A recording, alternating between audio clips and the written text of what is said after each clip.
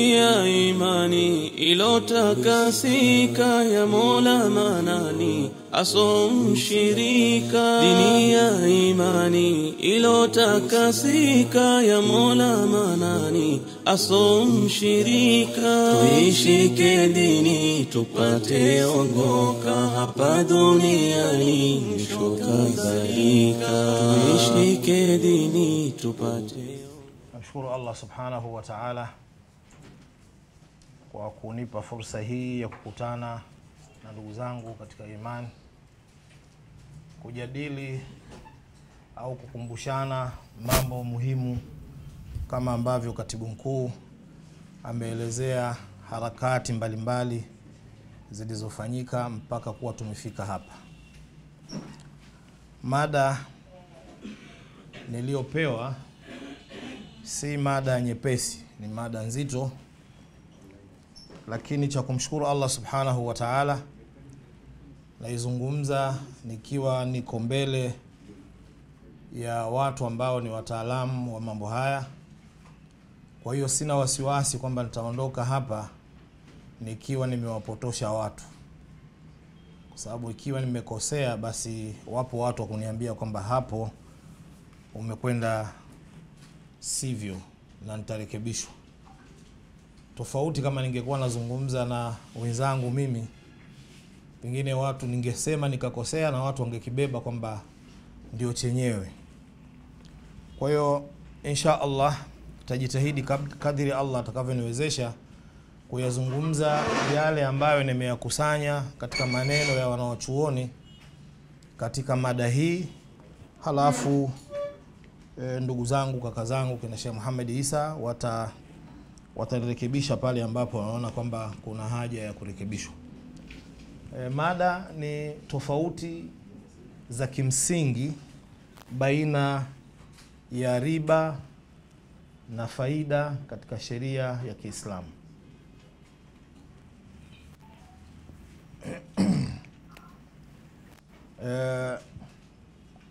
Sitokuwa na mukaddima mrefu, naomba niingie moja kwa moja kwa nukta hizi 4 kama utangulizi wa mada hii. Na naomba mnisamee kidogo nilikosa muda wa kutafsiri, lakini hii nayo vile vile ni changamoto tunaitoa kwamba Waislamu watakiwa wajue lugha ya Kiarabu na vyuo vya kufundisha lugha ya Kiarabu vipo. Sasa naam, changamoto mashaka ndio tujue AI. Sababu hiyo ungetumia AI kwa Kiingereza. Watu wamsikilize. Kiarabu muhimu Sheikh Muhammad Isa. Nukta ya kwanza, hizi ni nukta ambazo zinatuonyesha umuhimu wa kutofautisha baina au umuhimu wa kupambanua, wa kuweza kupambanua baina ya faida na riba. Nukta ya kwanza ni kwamba kufahamu tofauti iliyopo baina ya riba na faida kimsingi ni katika miamala ya Kiislamu iliyokuwa sahihi, kwa sababu faida na riba zote zinamaanisha ziada katika mali au kuongezeka mali. Anayepata faida mali yake imeongezeka, na anayepata riba pia mali yake imeongezeka. Kwa hiyo Sheikh hapa kagusia kwamba kuna watu wanachanganya kati ya maswali yanakuwa mengi, nini tofauti sasa ya riba na faida, kwa sababu wanaangalia kwa msingi huo hapo zote ni ziada zimekuja kwenye mali. Kwa nini hii iwe halali, hii iwe haramu? Lakini kimsingi katika sheria ya Kiislamu hivyo vitu viwili vinatofautiana kwa tofauti kubwa sana. Lakini pia katika vitu vinavyotuonyesha umuhimu wa kuweza kupambanua baina ya riba na faida ni hiyo hali ya kuchanganya kati ya faida na riba, kitu ambacho kinawapelekea baadhi ya Waislamu kutumbukia katika miamala ya haramu wakiona kwamba mbona hakuna tofauti yoyote. Kwa hiyo haya maelezo tutakayoyatoa yanakusudia kuweka au kutofautisha au kutoa hizo tofauti baina ya riba na faida. Tuingie sasa moja kwa moja kwenye mada. Nimesema sitakuwa na mikadima mirefu. Taarifu ya faida, maelezo, maana ya faida kwa mujibu wa sheria ya Kiislamu. Sisi katika sheria ya Kiislamu, kwa sababu lugha ya kitaalamu kwenye sheria ya Kiislamu lugha ya Kiarabu, kwanza kabisa tunaanza kuliangalia neno linalokusudiwa kutafsiriwa kwenye lugha ya Kiarabu lina maana gani, halafu tunakuja kuliangalia kwenye sheria limetumika kwa maana gani. Na mara nyingi maana ya kilugha inakuwa na mahusiano makubwa na maana ya kisheria, kwa sababu siku zote wanasheria wanachukua neno kwenye lugha ya Kiarabu ambalo tayari linawapa uwezo wa kulitumia katika ile maana wanayoikusudia huko. Kwa hiyo lazima kuwe kuna mahusiano. Riba katika faida katika lugha ya Kiarabu ambayo inaitwa ar-ribhu, ina maana ya ziada, ina maana ya namaa, ina maana ya faida. Ina maana ya ziada kwa maana kuongezeka kitu, namaa kustawi kitu, faida kupata faida ya kitu. Maana zote tatu hizi zinapatikana kwenye neno ar-ribhu la lugha ya Kiarabu, ambalo hilo ndilo sisi tunalolitafsiri faida. Lakini ukiangalia kwenye lugha ya Kiarabu kuna neno faida pia lipo, lakini neno faida limekuja ndani ya maana ya neno ribhu, kwa sababu hii faida inaweza ikawa faida ya kitu chochote kile. Mtu anaweza kupata faida kwa kuwa amezaliwa mtoto, mke wake kajifungua, kapata faida ya kupata mtoto. Lakini tukisema ribhu tunakusudia faida kwenye biashara, na ndio maana neno faida nalo linaingia kwenye ribhu, kwa sababu pia nayo inaweza ikapatikana mtu akapata faida kwenye biashara yake. Neno hili la ribhu katika sheria sasa, istilahi ya kisheria, lina maana ya ziada iliyoruhusiwa kisheria katika thamani ya mali au katika bidhaa anatija na amalia tijaria, au katika bidhaa ambayo imetokana na kazi za kibiashara alizozifanya mtu, au istithmaria, au kazi za uwekezaji mubaha zilizokuwa halali, mukabil juhudin au amalin au tahammul mas'uliya wa mukhatara. Hiki kipengele hiki ni muhimu sana. Hapo mbele tutakapokuja kuzungumzia riba tutaona umuhimu wa kipengele hiki.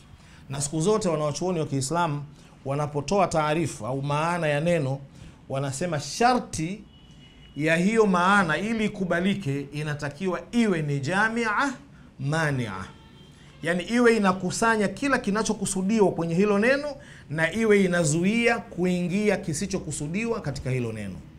Sasa tunapozungumzia faida katika sheria ya Kiislamu, ukiangalia haya maneno yanakusanya kila faida ambayo ni ya halali atakayoipata mtu katika harakati zake za kibiashara na uwekezaji.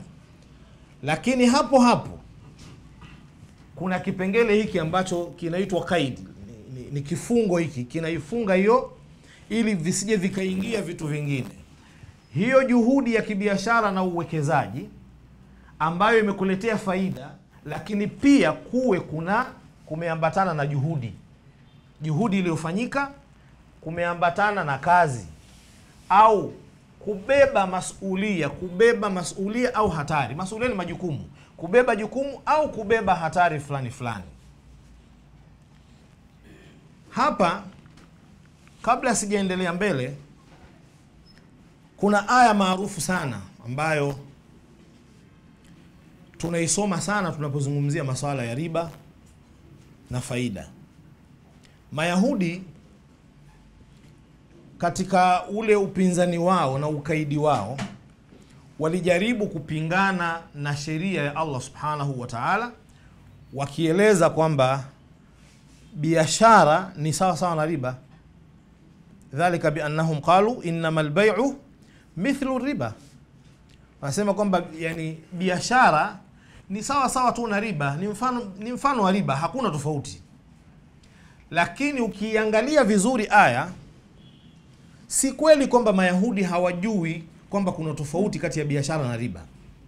Kwa sababu biashara ina vitu hivi hapa.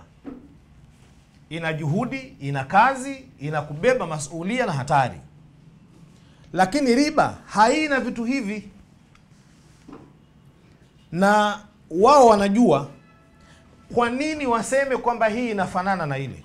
Mtu amechukua milioni 10 mathalan, amekwenda Bagamoyo huko kwa Wazaramu ndani kwenda kuchukua maembe, si kwenda kuchukua nini, ili aweze kuleta Dar es Salaam huko aje auze. Anakuja na mzigo wake, anaingiza sokoni, anauza milioni 10, inazaa 500,000 au inazaa milioni. Halafu kuna mtu katoa milioni 10, kampa mtu, yeye karudi zake nyumbani kwenda kulala, nayo sharti akirudisha hiyo milioni 10 alete na milioni 1 ziada.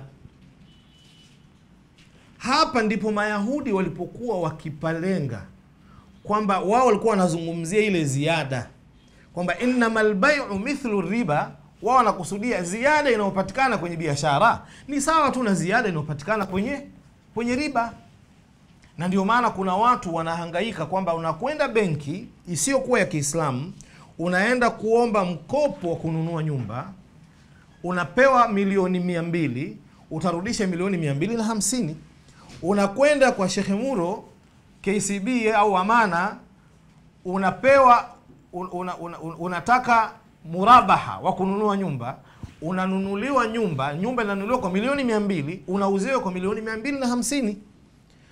Kule kwenye benki ya riba unalipa milioni 250, huku Amana na KCB unalipa milioni 250. Tofauti iko wapi? Ndio hilo lilosema hawa Mayahudi, innamal bay'u mithlu riba. Biashara sawa sawa tu na riba. Lakini wao walikuwa wanakusudia ile ziada. Allah subhanahu wa ta'ala akawaambia, wa ahalla Allahu al-bay'a wa harrama ar-riba. Allah yeye amehalalisha biashara na ameharamisha riba. Nyinyi mmesema hizo ziada ziko sawa sawa. Na Allah kwenye aya wala hakuwakanusha kwamba mlichosema ni uongo. Yeye moja kwa moja kaenda kwenye majibu ya moja kwa moja. Wa halallahu al-bay'a wa harrama ar-riba. Allah amehalalisha biashara, ameharamisha riba. Hiyo ziada unayosema kwamba inafanana huku, hiyo Allah amehalalisha, na hii huku Allah ameharamisha. Sasa wanawachuoni wa Kiislamu katika tafsiri na mafundisho ya Mtume sallallahu alaihi wasallam wamekuja kuangalia kwa nini ziada inayopatikana kwenye biashara iwe ni halali, ziada inayopatikana kwenye riba iwe ni haramu. Kwa sababu ya kipengele hiki, ziada inayopatikana kwenye biashara lazima inaambatana na juhudi ya mtu atakayoitoa. Asipotoa juhudi, kuna kazi fulani ataifanya. Asipofanya kazi, kuna masulia, kuna jukumu atakalolibeba au atabeba hatari. Kwa mfano, mtu anakopesha kwa njia ya anamsaidia mwenzake kwa njia ya mudharaba, kwa maana anaingia ushirika kwa njia ya mudharaba. Anatoa pesa kumpa mtu anaenda kufanya kazi, yeye amelala nyumbani, lakini analetewa nini? Analetewa faida itakayopatikana kwenye ile biashara. Huyu katoa pesa, kamkopesha mtu, amelala nyumbani, na yeye analetewa ziada ya ile pesa aliyoitoa. Tofauti iko wapi? Tofauti ni kwamba aliyeingia kwenye mudharaba, yeye hajafanya juhudi kama ni sawa sana yule aliyekopesha mkopo wa riba, wala hakuna kazi aliyoifanya kama yule ambaye amekopesha, lakini yeye kabeba jukumu na hatari. Kwa sababu gani? Huyo aliyeingia kwenye mudharaba siku zote anamuomba Mwenyezi Mungu wasipate hasara kwenye hiyo biashara. Huyo bana anayefanya asipate hasara, kwa sababu akipata hasara na yeye amekula hasara. Kwa yeye amebeba ile hatari ya biashara inayofanyika. Huyo ni tofauti na mtu aliyekopesha. Mtu aliyekopesha wewe utajua mwenyewe, zikaenda zikiungua, zikaenda ukiibiwa, unaweza ukakopeshwa hapa, unazunguka hivi, vijana wakakupiga nini, wakachukua hela, na wewe bado utalipa, na ile ziada utalipa vile vile. Kwa hiyo hapa kuna tofauti kubwa sana kati ya watu wawili hawa. Sasa hapa nafanyaje sasa?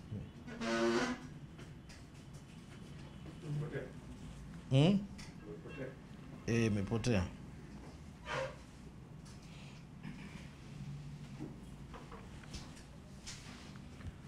Vipengele muhimu ambavyo vimepatikana kwenye hii maana ya faida. Kwanza kuna swala la ziada iliyokubalika kisheria. Kwa maana hapa tayari tunaanza kuona tofauti kati ya riba na faida. Faida ni ziada iliyokubalika kisheria na inatokana na mkataba halali.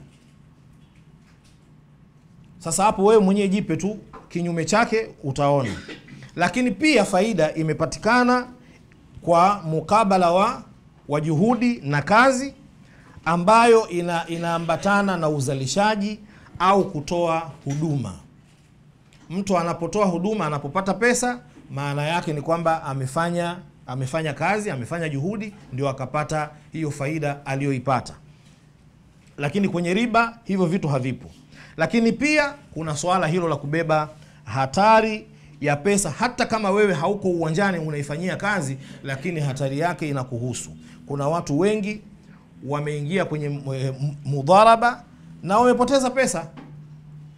Yeye hakufanya kazi, lakini amehesabika kwamba pesa yake imepotea kwa sababu aliyekwenda kufanya biashara akapata hasara, na hawezi kubebeshwa mtu aliyekwenda kufanya biashara. Kwa sababu gani? Aliyefanya biashara naye ametumia nguvu, yeye naye kapata hasara ya juhudi aliyoitoa, hakupata kitu, na wewe unapoteza pesa uliotoa pesa, na yeye anapoteza nguvu zake ambazo amezitoa. Japokuwa hili jambo haliko kiholela hivyo. Kwa mujibu wa sheria ni kwamba ili mtu asilipishwe hiyo hasara inayotokea, kuna mambo lazima, kuna masharti lazima yakamilike. Kwanza awe hakufanya makusudi, taaddi wanaita katika lugha ya kisheria. Kufanya taaddi inabeba vitu vingi sana. Unaweza kwamba kuna jambo ulitakiwa ulifanye kama mfanya biashara, halafu hukulifanya kwa makusudi. Hii inaitwa taaddi. Kuna jambo ambalo hukutakiwa kulifanya kama mfanya biashara, wewe ukalifanya tena kwa makusudi. Hii inaitwa taaddi. Au ukakeuka masharti mliowekeana kati yako wewe na mwenzako aliyekupa pesa. Vikipatikana hivi, wewe unaambiwa kwamba wewe umefanya taaddi au umefanya taksir, kwa hiyo wewe utalipishwa. Kwa hiyo isieleweke kwamba unapopewa pesa za mudharaba, basi aliyetoa pesa basi atakumbana na hasara tu ikitokea bila vigezo. Hapana. Vigezo na masharti yanazingatiwa katika hilo.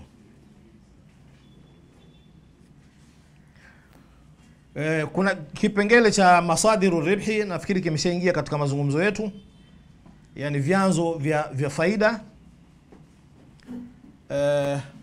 ambavyo kwa haraka kuna miamala hii ambayo ndio inafanyika katika mabenki yetu na katika taasisi za fedha za Kiislamu.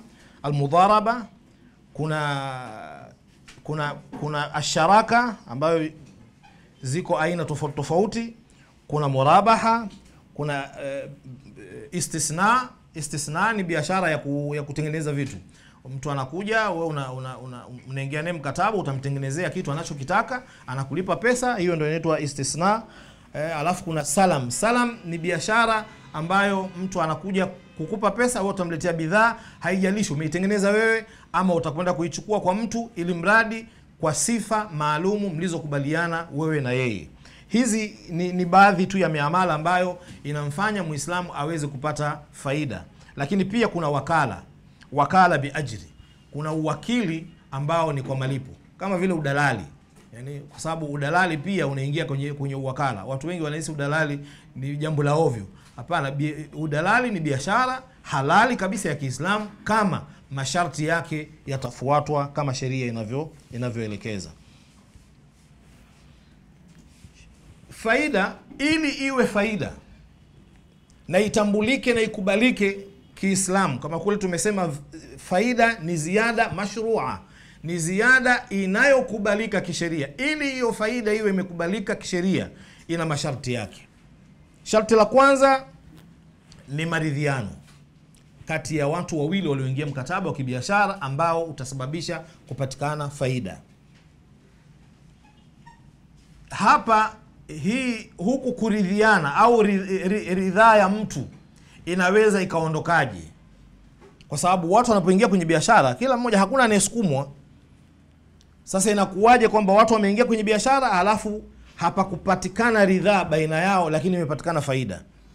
Inawezekana watu wakaingia kwenye biashara, mmoja ya wafanyabiashara akamtengenezea mazingira mwenzake ya kumdanganya, ya kumfanyia ghish, akamfanyia udanganyifu mpaka yule mwenzake akakubali kuingia katika ule mkataba. Kisheria hapa tunasema huyu bwana aliyedanganywa ameingia kwenye mkataba huu bila ridhaa yake, kwa sababu angekuwa huru bila kudanganywa na mkataba ukawa umeeleweka vile ulivyo, asingekubali kuuingia. Lakini ameuingia kwa sababu gani? Kadanganywa. Kwa sababu kadanganywa, ridhaa yake haikupatikana. Kwa hiyo biashara ya namna hii, ziada itakayopatikana kwenye biashara hii haitakuwa faida halali kwa mujibu wa sheria ya Kiislamu. Lakini pia kunahitajika uwazi katika swala zima la mkataba ili ipatikane faida ambayo ni halali. Katika masharti ya faida ili iwe halali, kunatakiwa uwazi katika mkataba. Hiki kipengele mimi siku zote huwa nalalamika, si tu kwa watu tusiojua lugha ya Kiingereza, lakini hata wale wanaojua.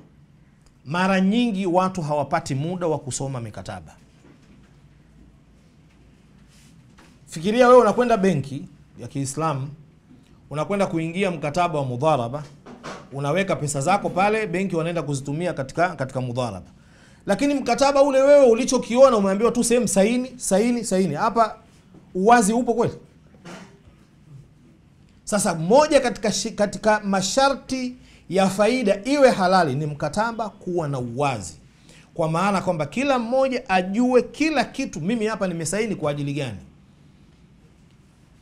Siku moja, hata juzi hapa Sheikh Khalfani katukumbusha, tulikuwa tunazungumza kuhusiana na faida au gawio tunalogawiwa sisi na mitandao ya simu. Na nakumbuka mimi nilizungumza kwa msingi wa ule uelewa wangu ambao nilikuwa naelewa lile jambo, kwamba huyu mtu kafanya biashara, kapata faida, kaamua faida yake igawe kwa wateja wake, awagaie.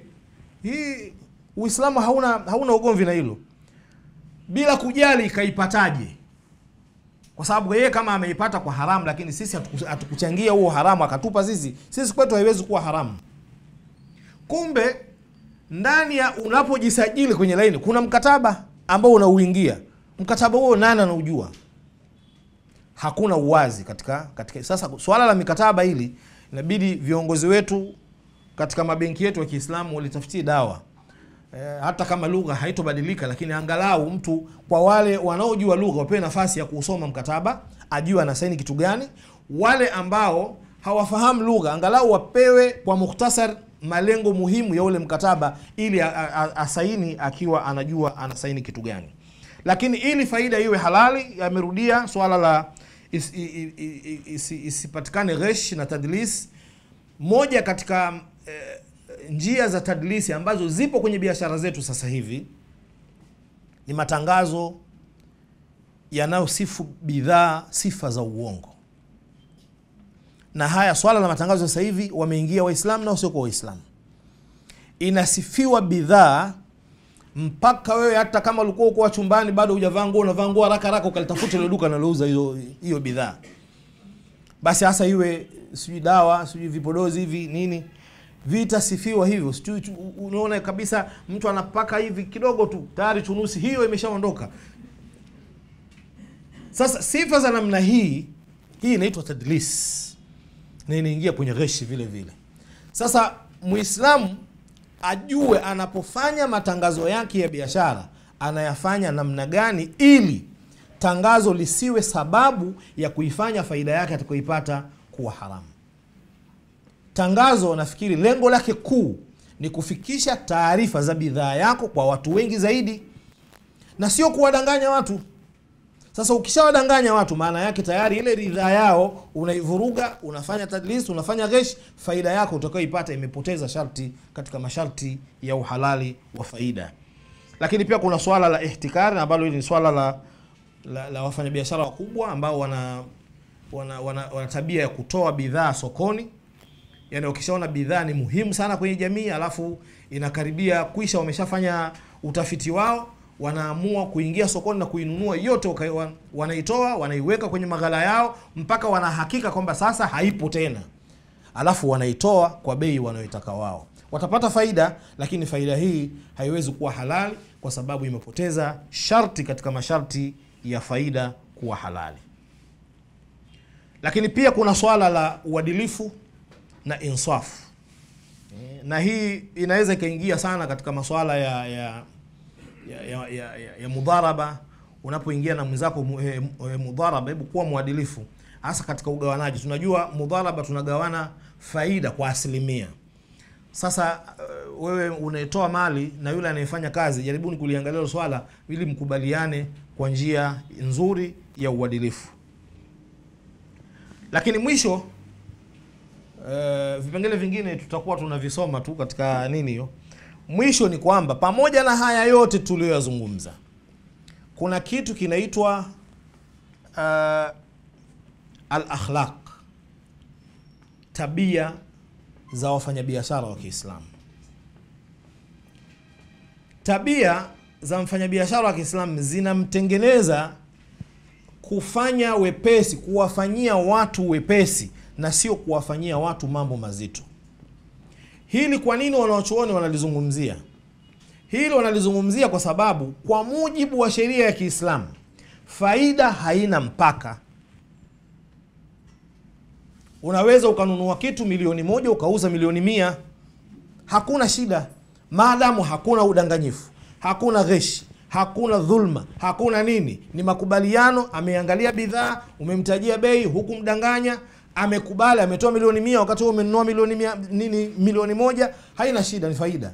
Lakini akhlaq za Muislamu katika biashara zinamzuia kufanya hivi.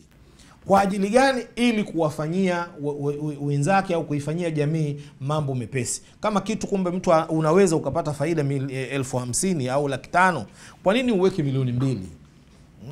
Na yetu tunaona, sisi tunaambiwa katika biashara ambazo zina faida kubwa ni biashara za dawa, kwamba mtu anasema kwamba faida ya dawa ni mara 3 ya bei yake. Sasa wewe kama Muislamu, kwa nini ufanye sawa? Ukipata hivi ni halali, hakuna atakayekwambia kwamba umekula haramu, ili mradi tu masharti haya yamekamilika. Lakini akhlaq za Muislamu katika biashara zinatakiwa zimdhibiti ili aweze kufanya mambo yawe mepesi kwa watu.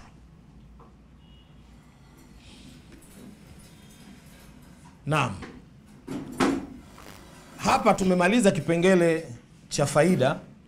Kipengele cha faida ni kifupi, ni kueleza tu hayo masharti yake na namna. Sasa tunaingia kwenye kipengele cha riba ambacho ndio kipengele kizito na ndio kigumu. Naomba tuvumiliane kwenye kipengele hiki. Riba tumeona kule kwenye faida kwamba ni ziada, ustawi na faida katika lugha. Katika sheria ni ziada iliyokubalika kisheria ambayo ina vigezo vyake vile tulivyovieleza. Sasa riba ni nini? Riba katika lugha ya Kiarabu ina maana ya ziada. Kwa hiyo utakuta faida au ribhi ni ziada, riba nayo pia ni ziada. Ndio hapa mushkili wa Mayahudi ulipokuja. Na hapa pia kuna tatizo moja kubwa sana ambalo tunalo wakati mwingine Waislamu. Hili swala tulisema hapa la faida, watu wanachukua maana ya riba ya kilugha, wanaijumuisha kwamba ndiyo maana ya riba kwa ujumla wake. Ziada yoyote Muislamu anaita riba. Ndio kuambia kwamba biashara faida isizidi mtaji. Kwa nini faida isizidi mtaji? Kwa sababu ikizidi mtaji si kutakuwa kuna ziada, kwa hiyo ni riba, na ziada ndio riba, au riba ndio ziada. Sasa hii ndio hiyo kuchanganya mafahimu, kuchanganya ufahamu wa hivi vitu. Na hili neno riba kwa maana ya ziada hata ndani ya Qur'ani limetumika kwa maana yake ya kilugha.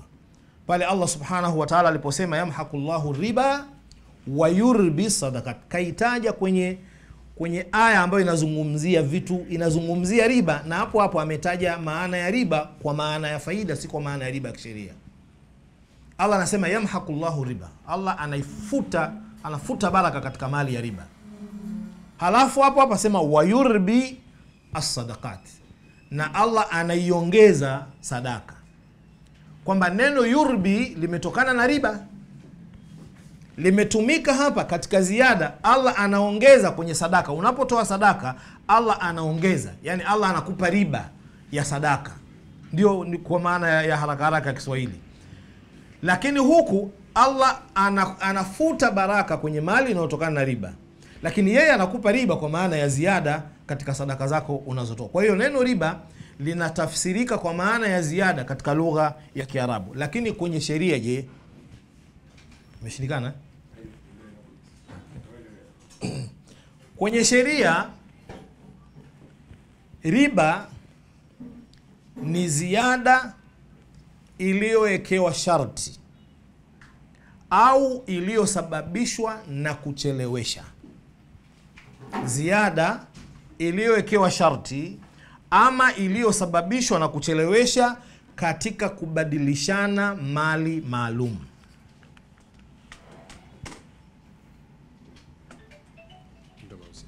Naam. Natembea na hii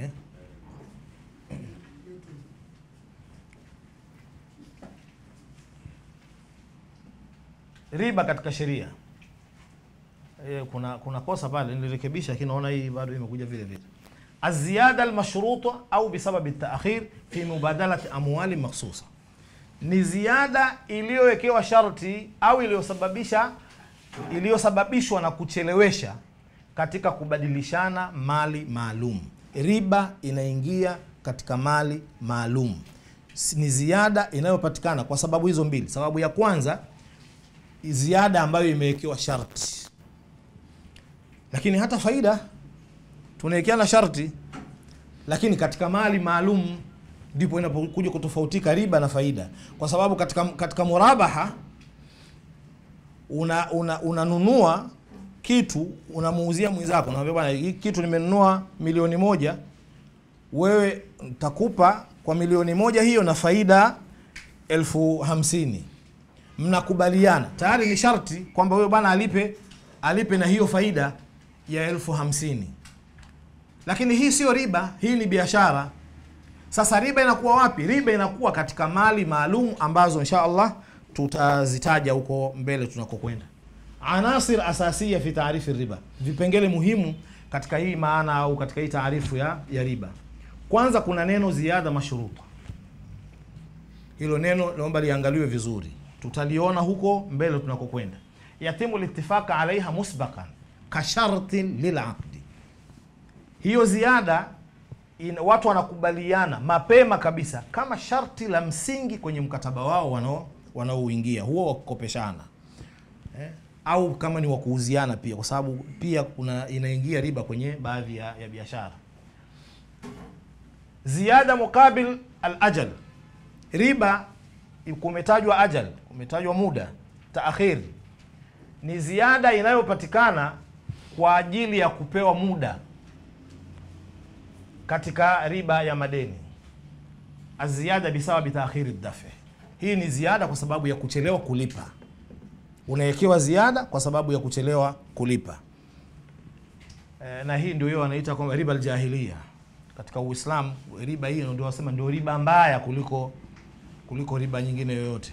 Riba ya wanasema wanamsemo wanasheria wanasema ni riba ambayo imejikita kwenye msemo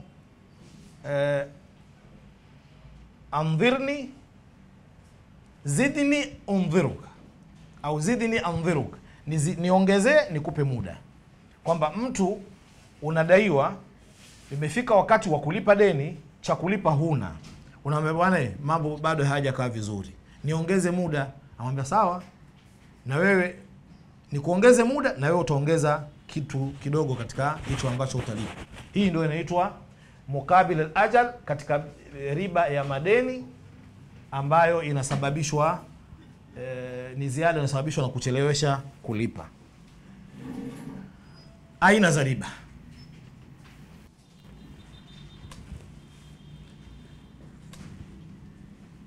Riba ni aina mbili.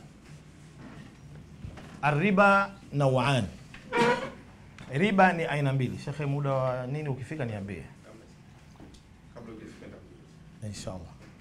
Na nitafurahi kama nitamaliza kabla ya muda ili iwe nini. Aina ya kwanza nusu saa tu kuanzia sasa hivi. Inshallah. Aina ya kwanza ya riba. Jamaa hapa kwenye aina za riba tuwe makini kidogo. Aina ya kwanza ya riba inaitwa riba duyun. Riba ya madeni. Riba ya madeni wanasema arriba wa huwa riba alladhi yakunu fi uqudi almudayanat kalqurud walbuyu'i alajila. Riba ya madeni ni ile riba inayopatikana katika mikataba ya kudaiana, ambayo ni mikopo na biashara za muda mrefu. Biashara ambazo mtu analipa kidogo kidogo, au hatolipa kidogo kidogo, lakini atakuja amewekewa muda maalum wa kuja kulipa. Kwa sababu bai'u taksiti nayo pia inaingia katika buyu'il ajila. Hii ni aina ya kwanza ya riba ya madeni. Kwenye mikopo inakuja picha zote mbili tulizozitaja kule nyuma. Inawezekana mmekopeshana bila sharti la mtu kulipa riba. Sasa mtu amekopeshwa na kukopesha bana 500 hizi, utarudishia 500 itakapofika mwezi wa 6 tarehe 30.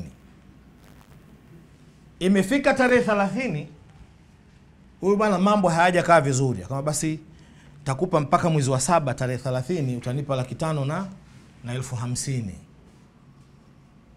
Sawa Hii ni aina ya kwanza. Lakini pia inaweza kupatikana kwa sharti tokea mwanzo. Kwa mimi nakukopesha 500, utanilipa 500 na 50,000 muda huo tuliokubaliana. Sasa inawezekana ikawa watu wamekubaliana tokea mwanzo, au hawakukubaliana, imekuja kutokea baada ya kushindwa kulipa. Na kwenye buyu'il ajila hivyo. Kwa nini hii biashara imeunganishwa na riba? Kwa sababu hii inaitwa riba duyun, riba ya madeni. Madeni yanasababishwa ima na mkopo ama na biashara za muda mrefu. Kwa sababu deni linazaliwa na kukopa au kununua. Kwa sababu wewe utakapokuwa umenunua bidhaa lakini hujalipa pesa, utalipa mwezi wa 6. Maana yake wewe una deni. Lakini deni hili linasababishwa na biashara. Wewe hukukopa, wewe umenunua. Japokuwa Kiswahili huwa tunasema nimeenda kukopa. Hata mtu anapokwenda dukani anamwambia muuza duka, nikopeshe unga kilo 2, watoto wangu sio kalala na njaa leo. Anapewa unga kilo 2, anaambiwa unga kilo 2 kiasi thamani yake shilingi fulani. Basi inshallah bwana tutazileta Jumatatu. Alafu anarudi nyumbani anasema nimekopa unga. Hii haitwi kukopa unga. Wewe umenunua unga, lakini umenunua bai'ul ajil, biashara ya muda mrefu. Kwa sababu kama umekopa unga, maana yake lazima urudishe unga. Ndio maana kukopa. Kukopa ni kuchukua mali kwa mtu alafu ukarudisha badala yake. Badala ya ile ukichukua pesa unarudisha pesa. Sasa tunakosea tu, tunasema kwamba nimekopa. Lakini ingawa kwamba hapa hakuna kukopa, lakini hii pia biashara inazaa deni kama ambavyo mkopo unazaa deni. Ndio maana hii kaitwa riba duyun, riba ya madeni.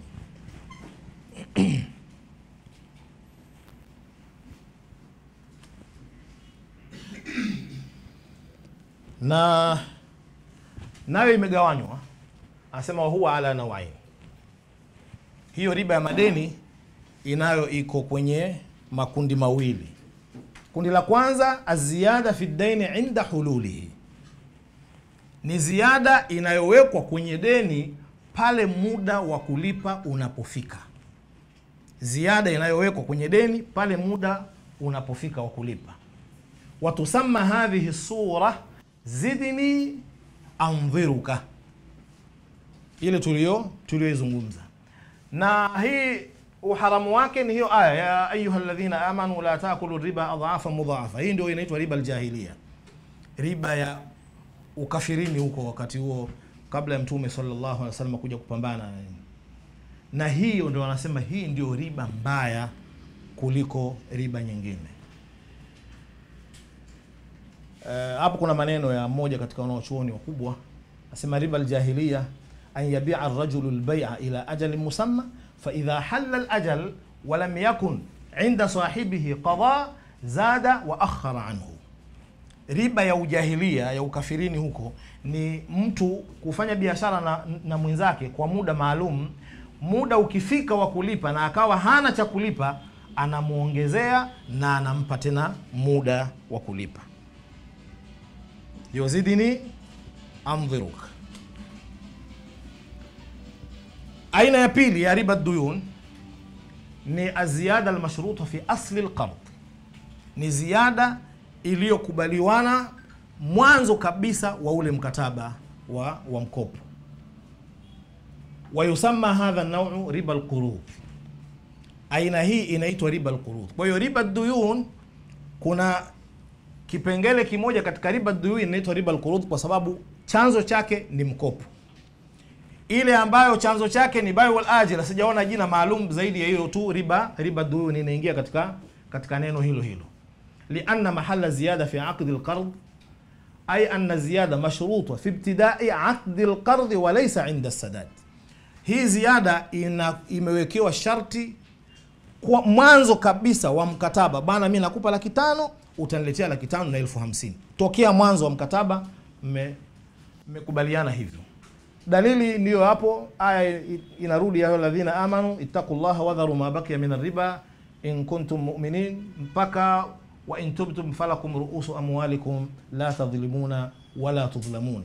Aya hii imekuja kuwaongoza Waislamu kwamba wale ambao walikuwa wamekopesha na riba, lakini kabla aya hazijashuka za kukataza, iliposhuka wakaambiwa sasa mnastahiki kupata pesa zenu tu, ile ras mali, ile ule msingi mliowapa wenzenu, zile ziada mlizowekea mziache. Kama mkitubia basi mnastahiki hizo ruusu amwalikum la tadhlimun, msidhulumu wala tudhlamun, wala msidhulumiwe.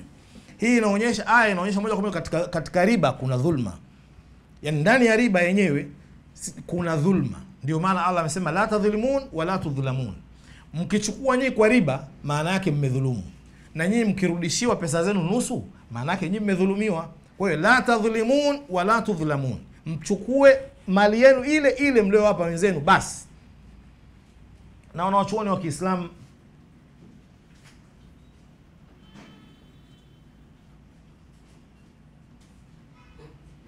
naam, hapo ni maelezo ya hiyo aya, lakini wanachuoni wa Kiislamu wamekubaliana wote juu ya uharamu wa manufaa yoyote yatakayo patikana kwa makubaliano kati ya mkopeshaji na mkopeshwaji kwa ajili ya manufaa ya mkopeshaji. Hapa kuna vitu vingi sana ambavyo tunatakiwa tuviangalie ndugu zangu, hasa kwa upande wa mashehe. Tuna maswali tunaulizwa sana.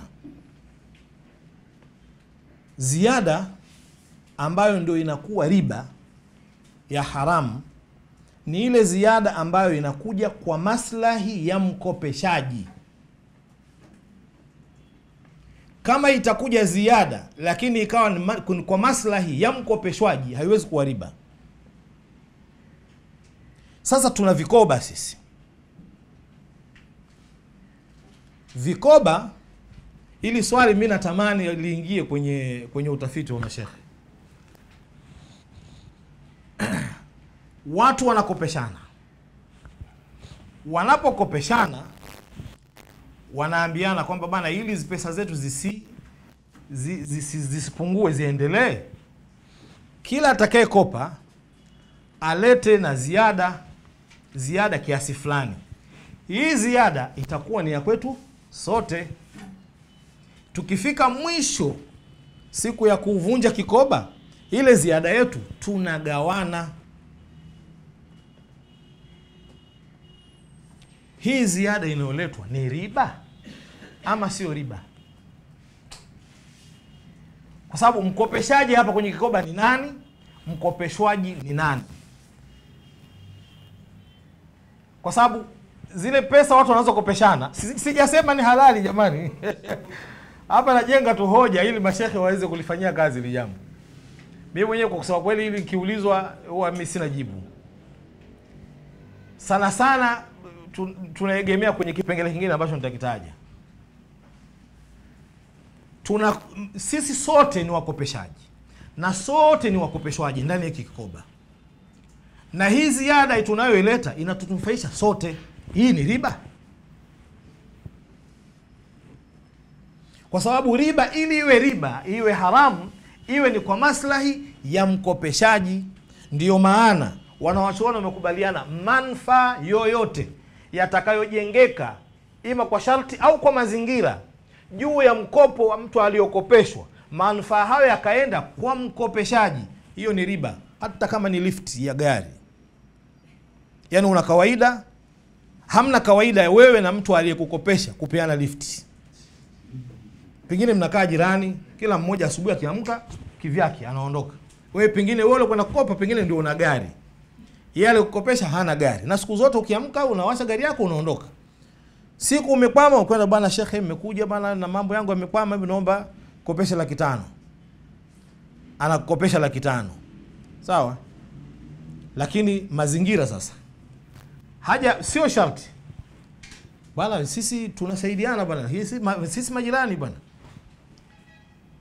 Tunasaidiana, sasa iwe tunasaidiana sote. Sasa wewe akili huyu atakalifti huyu.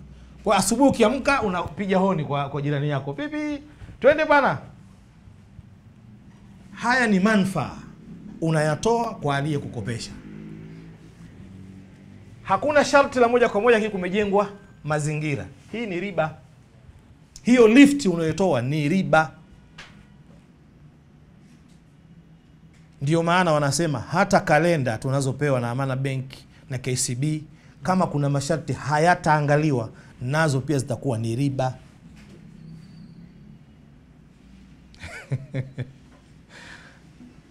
Kuna vigezo vya kisheria vipo, zitatolewa na zinakuwa sio riba.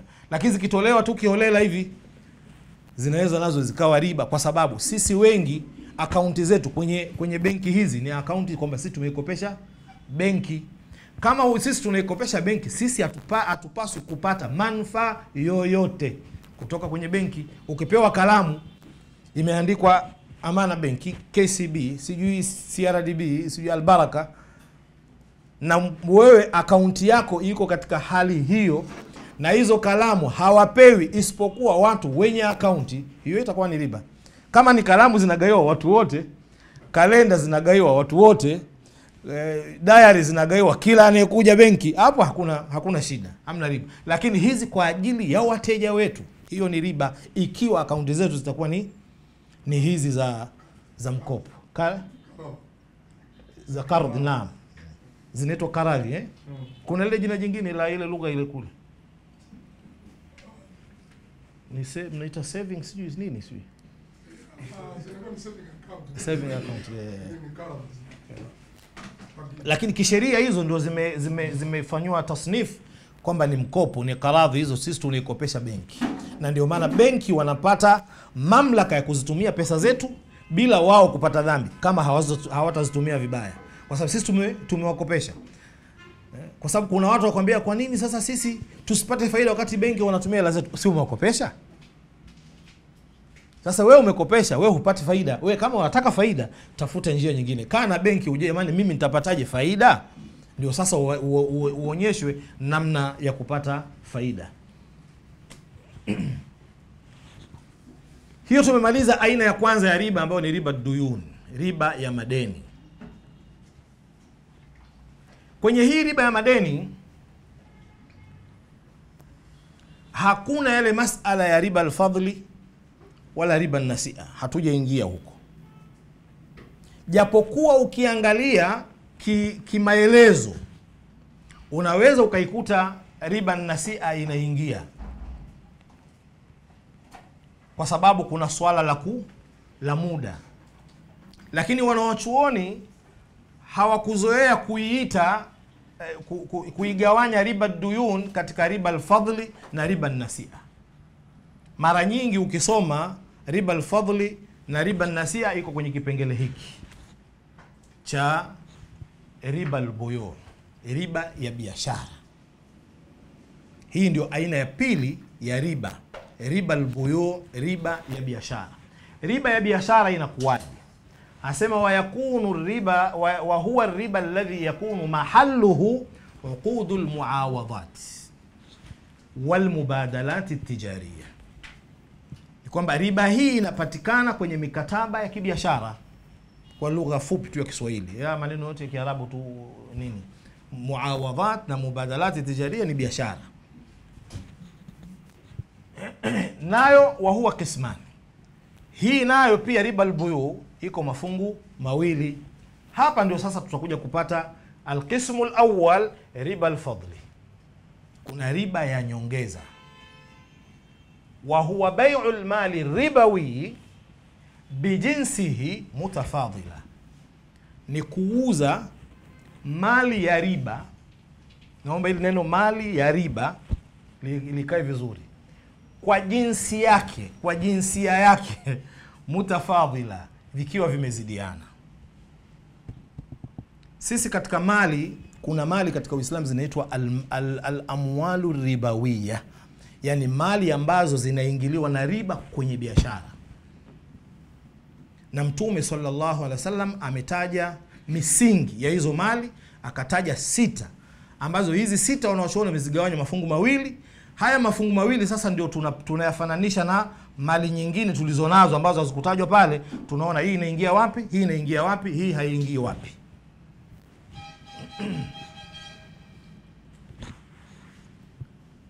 Kwenye hii hadithi ambayo ndio dalili ya uharamu wa riba al-buyu, kwa kipengele chake cha kwanza cha riba al-fadli, ni hapo Mtume sallallahu alaihi wasallam aliposema katika hadithi ya Ubada bin Samit, Mtume sallallahu alaihi wasallam anasema adh-dhahabu bidh-dhahabi wal-fiddatu bil-fidda wat-tamru bit-tamri wal-burri bil-burri wal-milhu bil-milhi wash-sha'iri bish-sha'ir mithlan bimithlin sawa'an bisawa'in yadan biyad.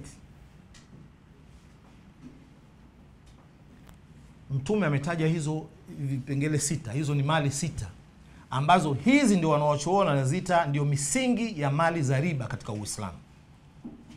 Dhahabu, Mtume anasema dhahabu kwa dhahabu, yani ukiuziana dhahabu kwa dhahabu mnabadilishana, kwa sababu biashara ni mubadalatu malin bimalin biniyati tamalluk.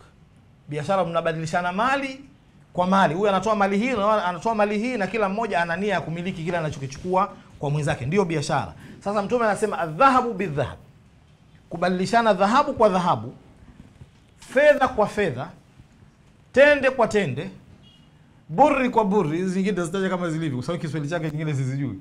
Chumvi kwa chumvi, shairi kwa shairi, mithlan bimithli. Inatakiwa mfano kwa mfano. Ukitoa gramu 10 za dhahabu, kama mnabadilishana dhahabu kwa dhahabu, na wewe upewe gramu 10 za dhahabu. Haijalishi dhahabu hii ina sifa gani wala dhahabu hii ya wapi. Maadamu ni dhahabu, inatakiwa 10 kwa 10, 5 kwa 5, mithlan bimithlin, mfano kwa mfano. Sio kwamba mnakupa dhahabu ya siku nyingi ambayo nilikaa nao siku nyingi iko nyumbani, au mwanamke kwa mfano ana mapambo yake ashavaa sana, kwa hiyo anataka kwenda kubadilisha, anatoa zile zinapimwa ni gramu 10, anapewa gramu 5 mpya atengenezewe. Hapana, 10 kwa 10, 5 kwa 5. Na kwenye fedha na kwenye tamri, kwenye tende, kwenye kila kitu Hivyo Mtume anasema mithlan bimithlin sawa'an bisawa'in yadan biyadi, mkono kwa mkono. Biashara ya vitu hivi na vitakavyokutanishwa navyo vinahitaji mfano kwa mfano, mkono kwa mkono. Sasa kuna mchanganuo ambao utakuja huko mbele ambao umejengwa na maneno haya Mtume sallallahu alaihi wasallam. Mtume anasema fa idha ikhtalafat hadhihi al-asnafu, hizi aina zikitofautiana, fabi'u kaifa shi'tum, uzeni mtakavyo, idha kana yadan biyad, ikiwa ni mkono kwa mkono. Hizi zikitofautiana, basi mnaweza kuuza, inaweza kuzidiana. Unauza dhahabu kwa fedha, haina shida. Hauwezi kuambiwa gramu 10 za fedha, gramu 10 za dhahabu, hapana. Hapa mtauziana mnavyopenda. Unauza tende kwa shairi, mtauziana mnavyopenda. Hakuna swala la kwamba lazima zifanane. Unauza chumvi kwa buri, hivyo hivyo mtauza mnavyopenda. Lakini idha kana yadan biyadin, ikiwa ni mkono kwa mkono. Hivi vitu haviruhusiwi kubadilishana kwa muda.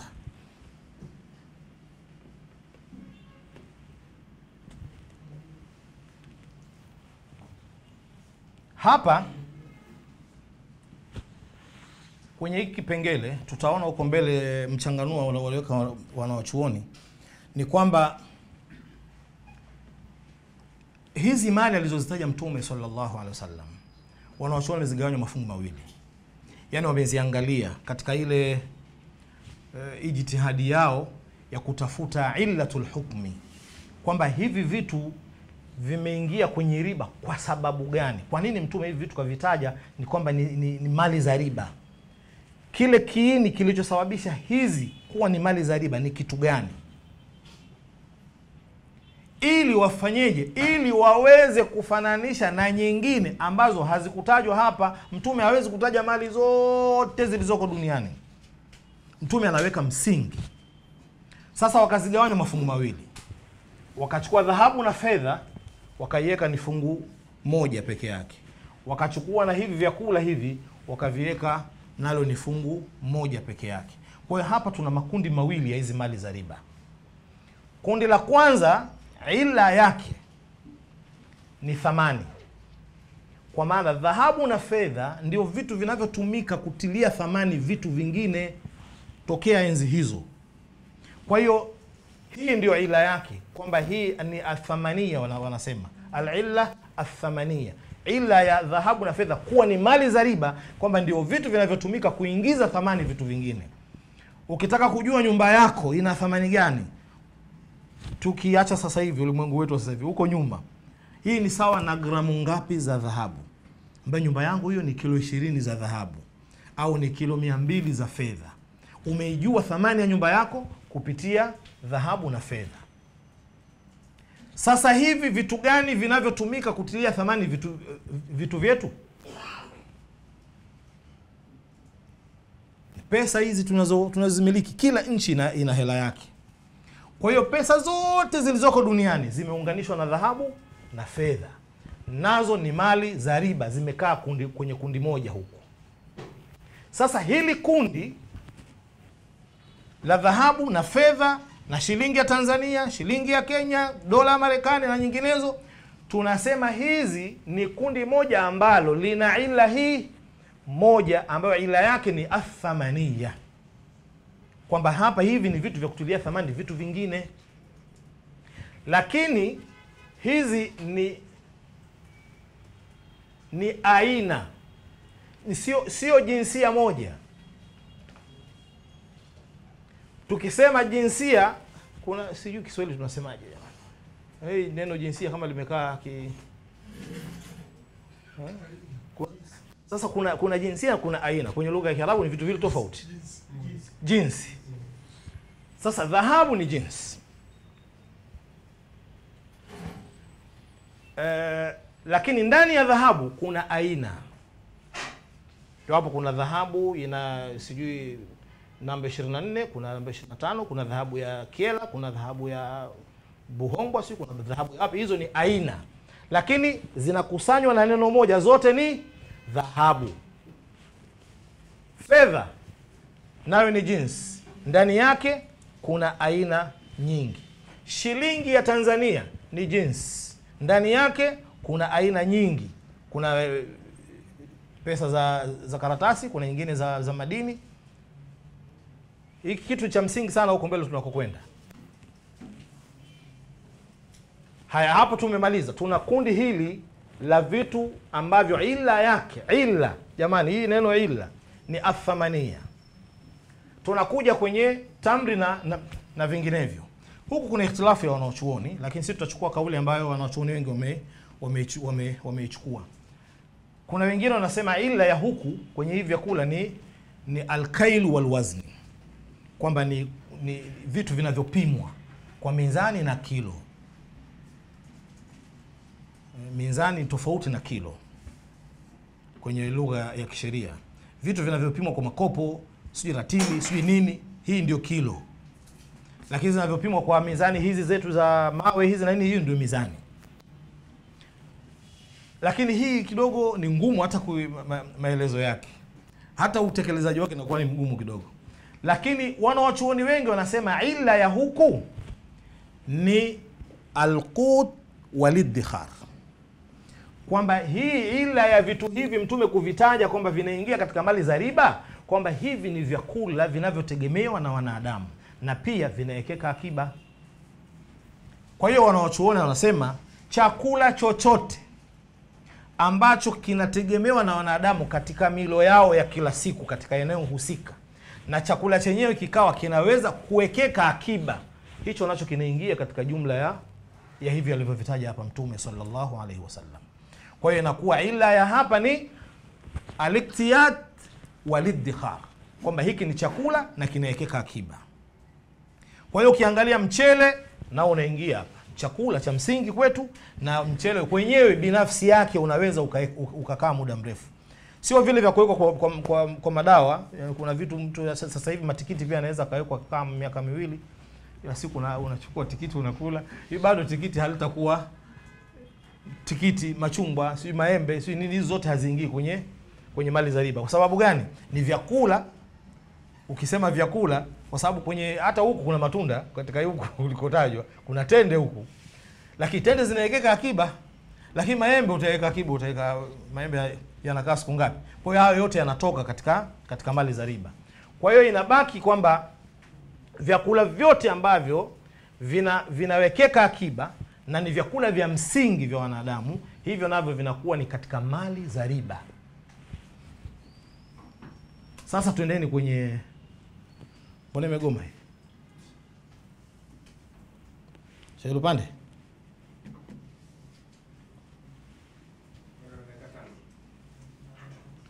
Imegoma hii, haiendi.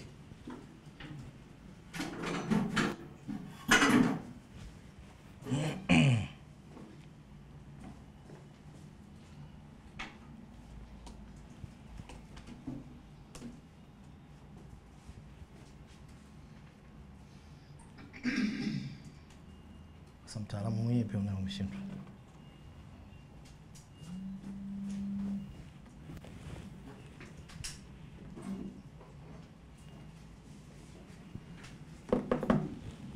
Naam.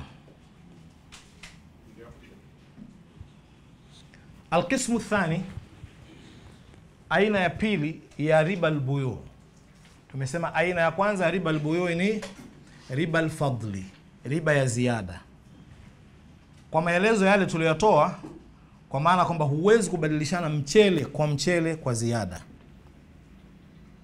Huwezi kubadilishana maharage kwa ziada, hata kama hayo maharage ni aina tofauti.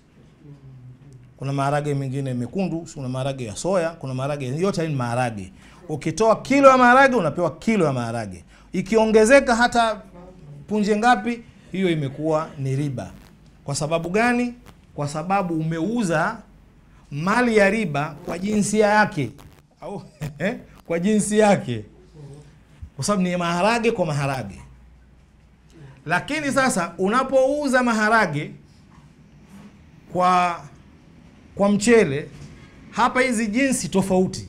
Hapa tuna maharage, hapa tuna mchele. Hapa kuuza tunauza tunavyotaka. Unaweza ukatoa kilo 2 za maharage, ukapewa kilo 5 za mchele. Lakini sharti la Mtume alilosema idha kana yadan biyad, ikiwa mkono kwa mkono. Na kwenye kipengele hicho cha Mtume aliposema mkono kwa mkono, ndipo inapokuja hii kifungu cha pili cha riba nasia, riba ya kuchelewesha, ambayo ni aina ya pili. Wa huwa riba alladhi yakunu sababuhu nasia, ni ile riba ambayo inakuwa sababu yake ni kuchelewesha. Adnasia ay ta'khir, ana tafsiri tu. Taarifu: huwa bai'u al-mali ribawi bimalin ribawi yattafiqu ma'ahu fil illa ma adam at-taqabud fil hal.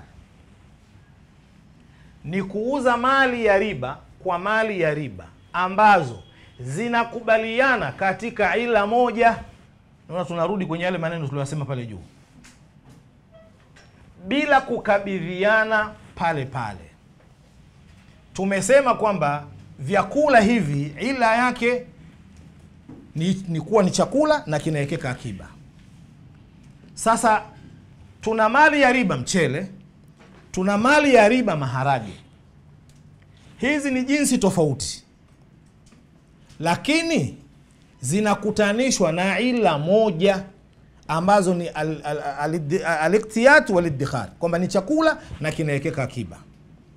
Hizi tukiuziana tunatakiwa tukabidhiane hapo hapo, sio habari ya kesho wala baadaye. Ukitoa mchele kilo 4 hapa, upewe maharage hapo hapo.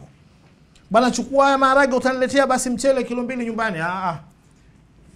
Na hapa ndipo inapokuja biashara ya pesa. Tumesema kwamba dhahabu na fedha na shilingi ya Tanzania na dola Marekani, zote hizi ziko kwenye kapu moja. Ni jinsi tofauti tofauti, lakini zote zinakusanywa na ila moja. Wanaochuona walivyosema ni kwamba pesa ya kila nchi ni jinsi inayojitegemea, haijalishi majina. Kwa mfano, sisi tuna shilingi, Kenya wana shilingi, Burundi wana shilingi kama sikosei, na Uganda wana faranga, Uganda wana shilingi. Lakini sasa shilingi ya Kenya sio shilingi ya Tanzania. Sija mtu akasema mbona tunabadilishana shilingi kwa ziada. Hii shilingi ya Kenya, hii ni jinsi tofauti. Shilingi ya Tanzania ni jinsi tofauti.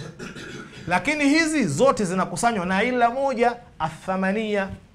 Unapofanya biashara ya shilingi ya Kenya kwa shilingi ya Tanzania, kuzidiana haina shida, kwa sababu ni jinsi tofauti. Kinachokataliwa kuzidiana ni jinsi moja.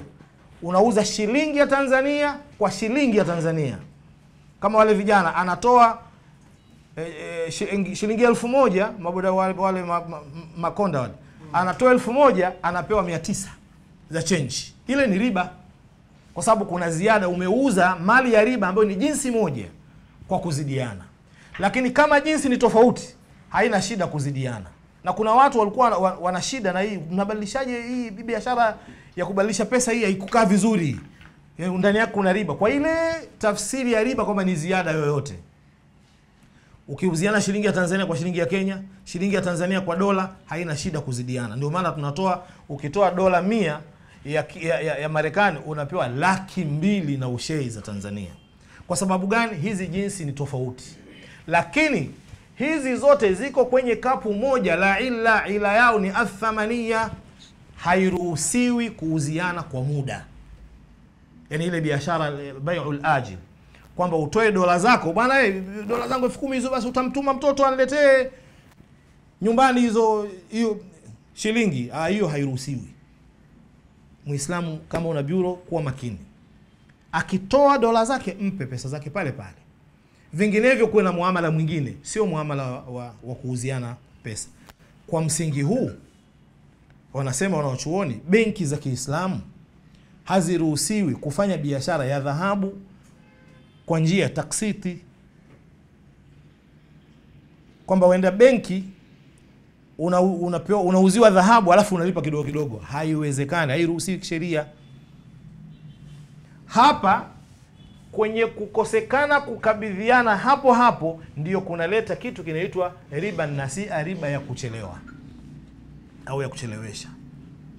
Mtume sallallahu alaihi wasallam amekataza mali hizi za riba kuuzwa kwa bai'ul ajil. Kina Sheikh Muhammad Isa inabidi waje watuambie hapa ila ya hii ni nini hasa, kwa sababu kila nilivyojaribu kuangalia wanachuoni wengi wamebaki kwamba Mtume amekataza, na wao wanasema kwamba hii riba hii Mtume ameikataza, nahyi yake ni nahyi wasail, sio nahyi maqasid, kwamba hii inatupeleka kwenye riba duyun,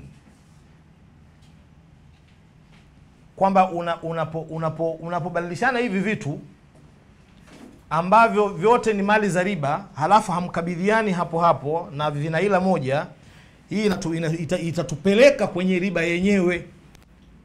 Ndio sasa hii ikakatazwa. Hii kukatazwa kwake ni sawa na kukatazwa mwanamke na mwanamume kukaa faragha. Simna, tunaelewana? Kilicholengwa pale ni watu kuepushwa na zinaa. Zinaa ndio haramu.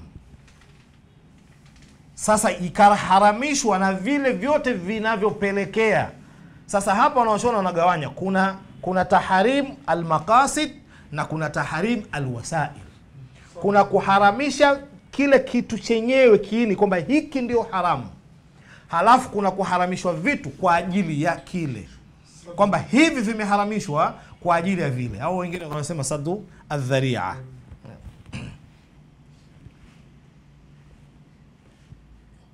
Kumenabadilisha huko hapo, kuna maelezo ya hiyo taarifu, lakini mambo ni yale ambayo tumeyazungumza.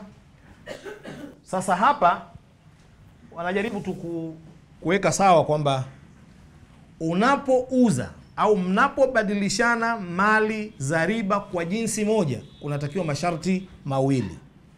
Sharti la kwanza, vilingane usawa, vilingane uinzani au uzito,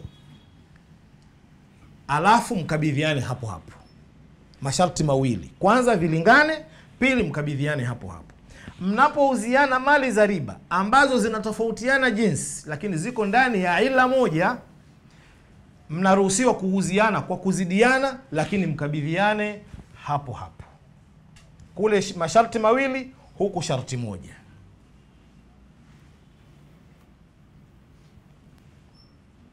يا أعني على وهذه الأقسام الربوية الأموال الربوية قسمان، النقدان وهما الذهب والفضة، والعلة فيها الثمنية، فيلحق بهما ما شابهها في هذه العلة كالأوراق النقدية المعاصرة. الثانية الأطعمة الأربعة وهي البر والتمر والملح والشعير، والأقرب أن العلة، وأنا أتى مسمى والأقرب، وما كما أنا جوا كما كنا اختلافه أسمى والأقرب أن العلة فيها الاكتيات والادخار. Kauli ambayo iko karibu sana na haki ni kwamba ila ya vitu hivi ni chakula na kuwekeka akiba. Fayulhaq bihadhihi al-asnaf, vitakutanishwa na aina hizi mashabahaha fi hadhihi al-illa wa hiya al-at'ima allati ya'tamidu 'alayha ahlu al-balad in kanat qabilatan lil-iddikhar, vyakula ambavyo watu wanavitegemea ambavyo vinaweza kuwekeka akiba, kal arzi wadh-dhurra wal-ful wa nahwiha. Qaida riba al-buyu'. Hapa namba zimejinini, anajaribu tu kutupa ule mtiririko wa riba al-buyu' jinsi ilivyo na kuitambua kwa haraka.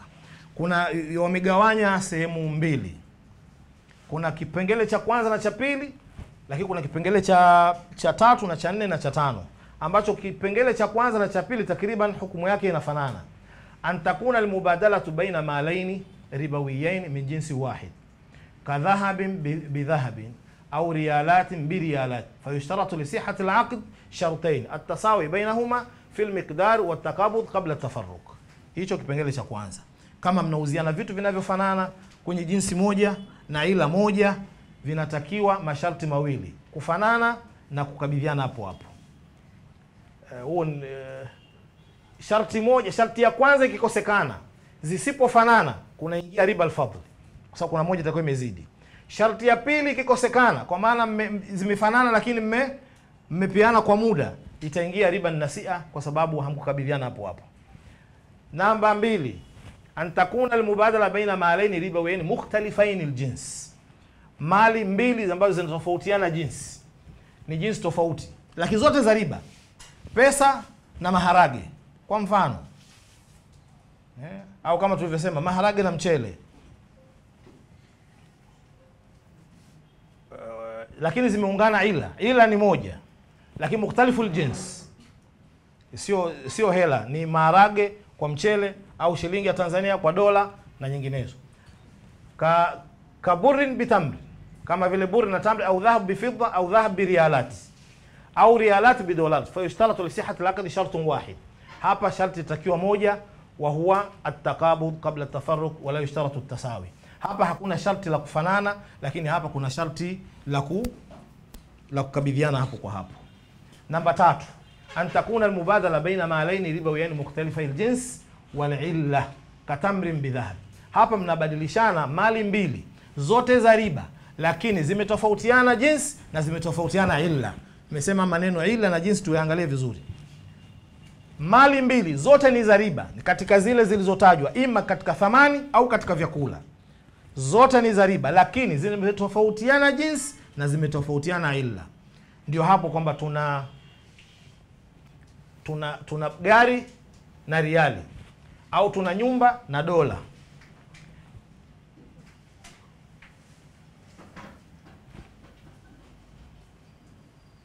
Hapana, hii itakuwa ina tatizo hii. Hii mifano hapa haiko sawa, sababu gari na nyumba si katika mali za riba, au mali za riba tulivyotaja haziingii. Tulisema namba 1 ni mali mbili zote za riba kutoka kwenye jinsi moja. Hapo kutahitajika masharti mawili, kufanana na kukabidhiana hapo kwa hapo. Unauziana shilingi kwa shilingi, dola kwa dola, mchele kwa mchele, maharage kwa maharage, masharti mawili, vifanane na kukabidhiana hapo hapo. Namba 2 ni mali mbili za riba lakini zinatofautiana jinsi, lakini zinakubaliana kwenye ila. Ni pesa zote, lakini kuna pesa ya Tanzania, kuna pesa ya Marekani, kuna pesa ya Kenya. Hizi kuna sharti moja. Sharti linalotakiwa hapa ni kukabidhiana hapo kwa hapo, lakini kuzidiana haina shida. Ndio kama vile kuuziana mchele na maharage na vitu kama hivyo. Namba 3 ni mali mbili za riba zinazokitalifiana jinsi na ila. Zote ni za riba, lakini jinsi ni tofauti na ila pia ni tofauti. Kama vile tende na dhahabu. Tende na dhahabu zote mali za riba, lakini tende ni jinsi, dhahabu ni jinsi. Na kila jinsi hapa ina ila yake. Dhahabu iko kwenye thaman, tende iko kwenye chakula. Kwa hiyo hiyo namba 3. Tunakwenda namba 3, namba 5 hukumu yake ni moja. Namba 4, kuna mali mbili za riba. Kuna mali moja ya riba na mali moja ambayo sio ya riba, kama vile gari na riali, nyumba na dola. Nyumba ni mali sio ya riba, tunabadilishana kwa shilingi ya Tanzania ambayo ni mali ya riba, lakini nyumba sio ya riba. Tuna gari sio mali ya riba, tuna dola za Marekani ni riba. Hapo hakuna sharti lolote. Nafikiri pamoja na kipengele cha 5, mali mbili ambazo zote sio za riba, hakuna shilingi, hakuna nini, zote sio mali za riba. Kama vile mtu kubadilishana gari kwa simu, saa kwa kalamu na vitu kama hivyo. Hizi namba 4, namba 3, namba 4, namba 5 hukumu yake ni moja. Hapa hakuna riba, tunauza tu vyovyote, kuzidiana kwa muda haina shida. Kwa sababu katibu amesema hii kitu itatafsiriwa na inshallah itafika kwenu, mtaviona hivyo vipengele. Hizo ni aya ambazo zina akumbe hamzioni. Hapa kuna aya ambazo zinaonyesha uhalali wa nini, uharamu wa riba. Aya pamoja na hadithi mtazisoma inshallah. Alafu kuna hikma ya uharamu wa riba. Nafikiri hii nimwachie Sheikh Muhammad, japokuwa hapa kwenye mtaona kuna nukta ambazo nimezitaja, mtaziona kwenye nini. Kuna madhara ya kiuchumi, kuna madhara ya kijamii, lakini pia alafu kuna mukarana. Tumetengeneza ule mukarana baina ya riba na faida. Riba ina kitu gani, faida ina kitu gani, ili kuona ile tofauti. Lakini hili pia Sheikh Muhammad inshallah ataligusa. Alafu tuna vitu ambavyo ni mbadala wa riba. Uislamu huwa haukatazi jambo ila umeweka mbadala wake. Na hivi tumeshataja kule nyuma, kuna mudharaba, kuna murabaha, ile mifumo au zile bidhaa za Kiislamu zote ambazo ndizo leo zinazozungumziwa kwenye mabenki yetu, kwenye makampuni yetu mengine yanayojihusisha na huduma za kifedha za Kiislamu, zote zinazungumzia mbadala wa riba, kwamba huku tunakimbia riba lakini kuna hiki. Na hii ndio kanuni ya Allah Subhanahu wa Ta'ala. Anapokataza waja wake jambo, huwa anawekea mbadala wake. Tumekatazwa zinaa, tukawekewa kuoa. Tumekatazwa riba, tumewekewa biashara. Tumekatazwa kila tunachokatazwa, na huu ndio mfumo ambao Muislamu anatakiwa kuufuata katika maisha yake, katika jamii. Usiwe wewe kazi yako kukataza tu. Sasa hawa watu unawapa mbadala gani? Sasa kuna watu ambao tumejitengeneza sisi kazi yetu kuharamisha tu, lakini hatuonyeshi mbadala. Mmoja katika wanawachuoni anasema at-tashaddud yuhsinuhu kullu ahad. Tashaddud kwa maana ya kuwekea watu tu msimamo mkali anaiweza kila mtu. Sikusema tu haramu, hiki haramu. Lakini elimu ni kutoa ruhusa, ni ruhusa anayoipata mwanachuoni ambayo inaendana na misingi ya kisheria, kwamba jamani, hapa kwa mujibu wa sheria kuna ruhusa ya kufanya hiki. Hii ndio elimu, sio kuharamisha. Sasa kuharamisha kupo ni haki ya Allah Subhanahu wa Ta'ala, sio haki yetu. Na vile vile kuhalalisha ni haki ya Allah Subhanahu wa Ta'ala. Kuna watu wameona kwamba kuharamisha ni kama ndio kujikurubisha kwa Allah, wakati sio sahihi. Yoyote anayehalalisha au kuharamisha lazima awe na ushahidi, awe na dalili ya kisheria. Na uzito wa kuhalalisha ndio ule uzito wa kuharamisha. Wewe usione kuharamisha jambo kwaona kwamba ndio unajikurubisha kwa Allah, anayehalalisha kwamba yeye ndio anamkosea Allah. Hapana. Kama utaharamisha bila misingi, unajiweka mahala pabaya. Kama unahalalisha bila misingi, unajiweka mahala pabaya. Kwa hiyo ukihalalisha, jihakikishe kwamba umejiweka kwenye misingi ambayo inakubalika kisheria, na kama utaharamisha hivyo. Hapo utakuwa sasa unakwenda sasa. Lakini ukiwa unaharamisha tu kwa kuona ndio unajikurubisha kwa kuharamisha, hapana. Kwa hiyo badaili hizi zitatajwa, ndio hizo tulizotaja, murabaha na nini na nyinginezo. Kumaliza, baadhi ya vitu muhimu ambavyo tumeviona katika andiko letu hilo ni kwamba faida na riba ni vitu viwili vinavyotofautiana katika sheria ya Kiislamu. Na faida inakubalika kisheria na ni halali kwa mujibu wa vigezo na vidhibiti vya kisheria vilivyowekwa. Na faida inachochea zile harakati za kiuchumi. Riba ni haramu, na uharamu wake ni wa moja kwa moja, hauna maelezo, kwa maana kwamba hakuna njia labda dharura, kwa sababu kuna dharura peke yake ndio ambayo inaweza ikahalalisha kitu ambacho ni haramu moja kwa moja. Lakini sijui kuna haja fulani, haja haiwezi kuharamisha riba. Na riba ina athari mbaya katika jamii, lakini pia ni wajibu kwa Waislamu kujiepusha na miamala ya riba na kuangaika kutafuta mbadala wa miamala hiyo. Kitu cha mwisho cha kumalizia ni mawazo au maoni. Kuna haja ya taasisi zetu za Kiislamu kujaribu kueneza wai, yani ule ufahamu wa hizi hukumu za miamala ya Kiislamu. Na alhamdulillah juhudi zinafanyika mbalimbali, lakini hizo juhudi zinatakiwa ziongezeke, hasa kwa watu ambao ndio kimbilio la Waislamu. Tuna kundi sisi la maimamu, tuna kundi la walimu wa madrasa na mashekhe wa mitaa, mashekhe wa kata, mashekhe wa wilaya. Hawa watu ndio wanaoendewa na watu. Kwa hiyo vyombo kama Sifka na taasisi nyingine zifanye maksudi kuhakikisha kwamba wanawafanya mashekhe wale wazitwalii hizi elimu za muamala ili waweze kujiweka vizuri kukabiliana na maswali. Kuna kitu kimoja ambacho kilikuwa kinafanyika benki ya Amana. Sijui sasa hivi kama kwa nini wamekiacha, kwa sababu sijaona kualipwa muda mrefu.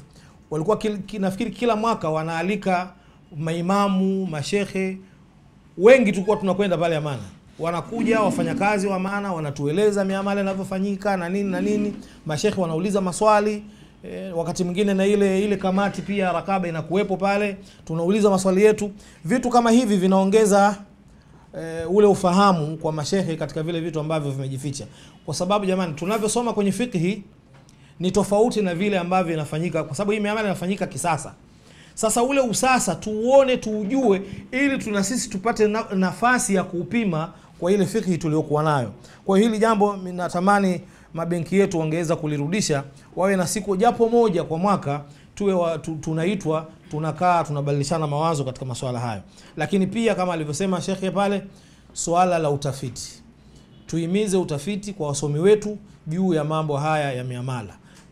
La kumalizia, mashekhe pamoja na wataalamu wa uchumi wa Kiislamu wasikimbiane, wakae pamoja, tusionane maadui, bali sisi tuonane ni watu tunaosaidiana. Na tukikaa ili tusiwe maadui, haina maana kwamba hatutobishana, lazima tutabishana, na ubishano unaweza ukawa mkali sana. Sasa hili lisionekane kwamba litakuwa ni jambo baya, hapana. Tukisema hili silo, wewe jitetee kwamba hili ndilo kwa hoja moja, mbili, itafikia tu sehemu tutakutana tu katikati. Lakini vikao vya mashekhi na wataalamu hasa wanaoshughulika ndani ya taasisi zetu ni muhimu sana. Mimi naomba nimalizie hapa. Wabillahi tawfik. Wassalamu alaikum warahmatullahi wabarakatuh. Ya imani ilotakasika ya Mola Manani asomshirika. Dini ya imani ilotakasika ya Mola Manani asomshirika. Tuishike dini tupate ongoka hapa duniani mwisho kadhalika. Tuishike dini tupate